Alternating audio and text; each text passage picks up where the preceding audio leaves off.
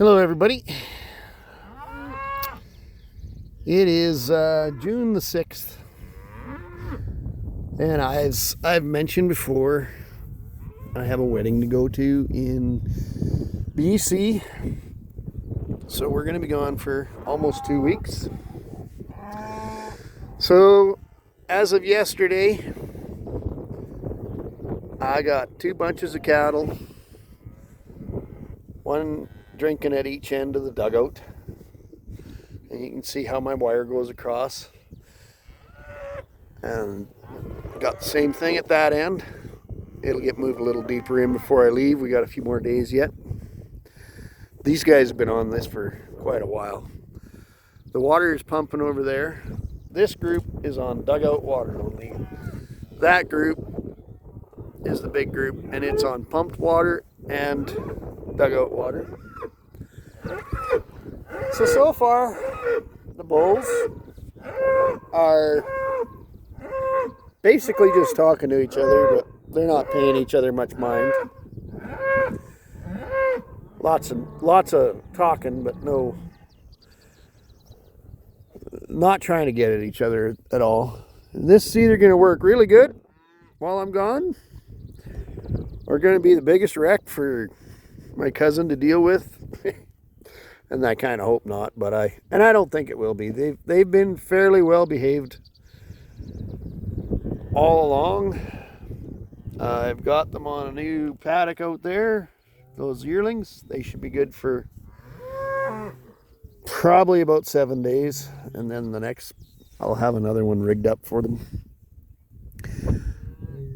So these guys are tomorrow likely going to go into a 7-day paddock, which will bring them to the probably about the 13th or 14th.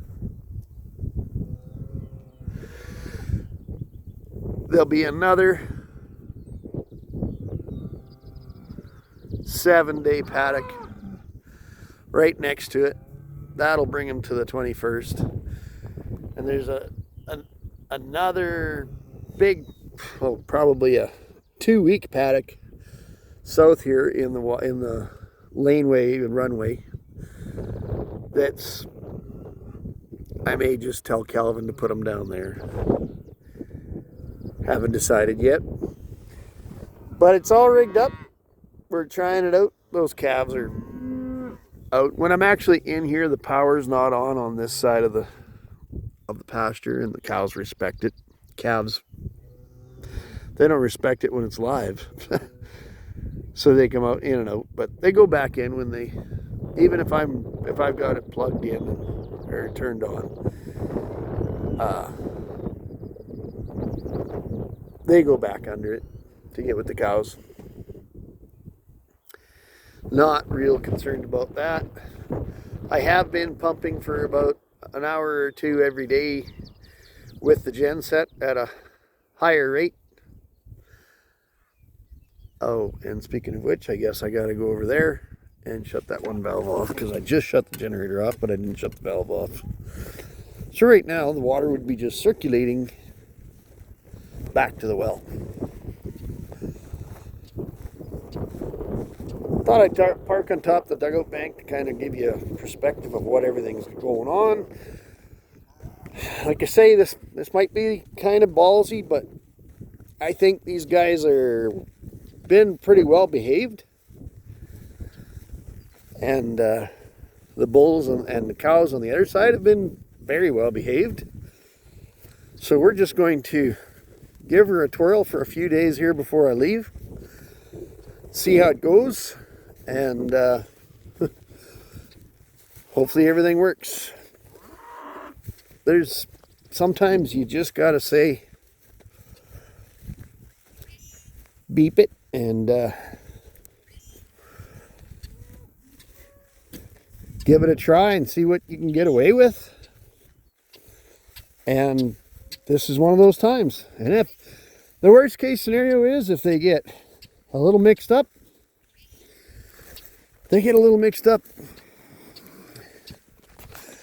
it's not the end of the world. I'll straighten it out when I get home. So right now, if I don't close this is my Christmas tree that I built. This goes off to a delivery line. This goes off to a delivery line that I can fill tanks with and whatnot. And this goes off to feed it tees into the solar system. And when it runs, the pressure switch shuts off the solar system. But if I don't shut this off, this will just recirculate back. Like the solar system would just, is this line, it would just recirculate back to this. So I have to remember to always shut that off. The troughs are almost full. The cows are, I don't know whether it's the weather or the sound of the quad. I went down to the south end. There's lots of grass down there. I think they're just lounging, and as soon as they hear something, they gotta complain. Just the way it is. But it's been pretty good. We're still in some green grass. We had my grazing tour on the 2nd. I really haven't done an update on that, but that was awesome. We had just the right amount of people for everybody to fit in a half-ton truck, like a crew cab truck. So that was actually perfect because nobody missed out on any conversation, and the conversations going from spot to spot are pretty interesting. So see, like this guy's hanging with his girls. Those two guys, I don't even see the big bull right now.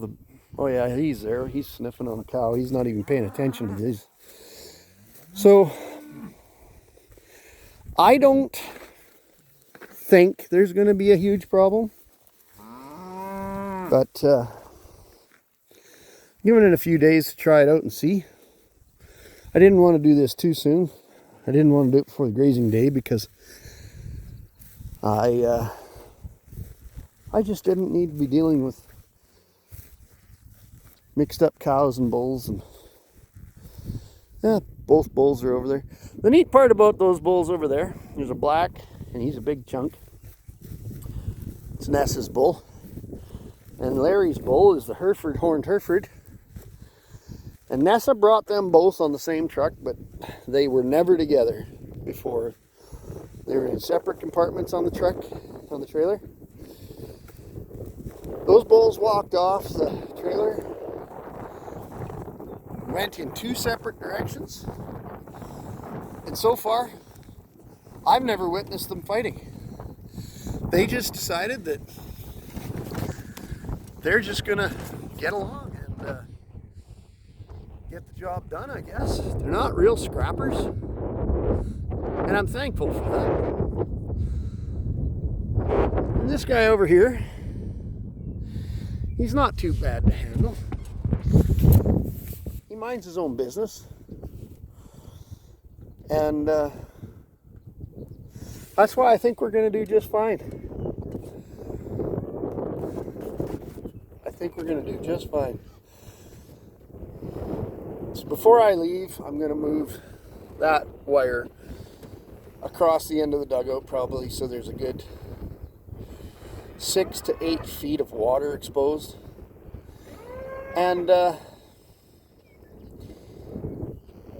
way, if like this in this warm weather, the water's dropping. It's a nice day today. It was a nice day yesterday, but they're predicting heat, and we're going to be gone in July, so I'm expecting heat. And I don't really want Calvin to have to move stuff. Like, I'll have it kind of like this, where it's a big area that they can just keep going deeper in. This should do this end while we're gone. I can't see it dropping that much, and if it does, I'm probably going to be in more trouble than I think. But anyways, that's life.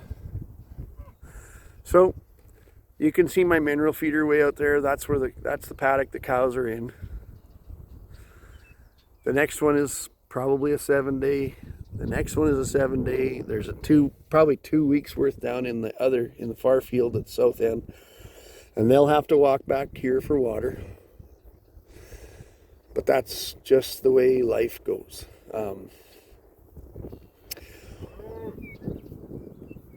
I haven't been able to afford to put in all the water line that I want, and to be honest with you, I think I've got some revamping to do on the pump system. I think I'm going to have to get bigger pumps, more power. I think I'm going to have to invest in something. That portable, semi-portable system will work for certain instances, but this big system, I'm going to need a bigger pump.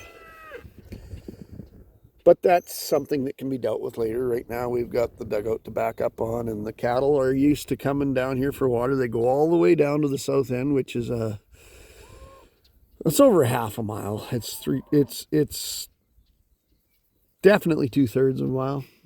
And so to get to the water from the very far south when they go down to that big area, it's only really less than a half mile walk to get over the hill and to where it's about a half mile walk, I guess, to get to where that pasture opens up. So they'll go into that real easy and graze. And I just don't think I'm going to split it up while I'm gone. I think I'm just going to, and I may even just move them into there first. Might be the right thing to do too. Put them in for a 2-week spot and save everything else for later. Don't know. My brain overthinks things. I should probably stop doing that and just do something. But anyway, I've got too many options, I guess. So, like, subscribe, share, comment. Just giving everybody that follows an update on how this is working and how it's going to work. How I think it's going to work. And so far, it is working. All the heifers didn't come to drink. There's some over there. But they'll come when they're ready. This is their lounge time of the day. They've been out grazing. They're not hungry or thirsty. They're just, because I'm milling around, they're bawling at me. All right. Talk to you later. I'll leave it at that. Have a great one.